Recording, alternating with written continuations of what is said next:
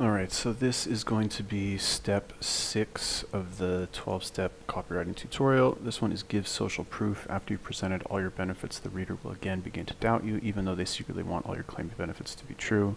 To build your credibility and believability, present your reader with testimonials from satisfied customers. Now, if you don't have any, like we don't have any yet, we haven't even launched this yet, like what are you supposed to do, right? So like you can do a couple things. You can either fake it, right? Like this one doesn't have any testimonials. So like